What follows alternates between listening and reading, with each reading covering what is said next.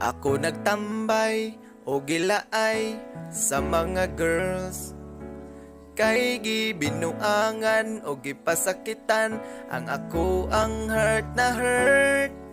Wala na ko'y sleep, sige raw longnik. Nanumpa nga di na magseryoso,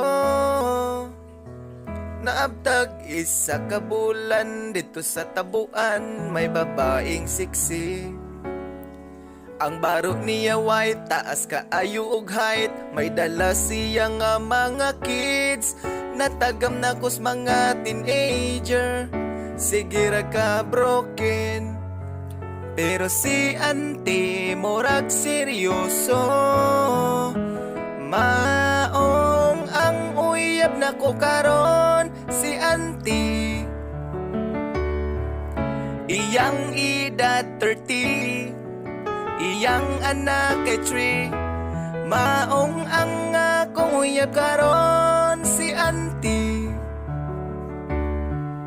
iyang edad 30, iyang anak kay 3. Oh no.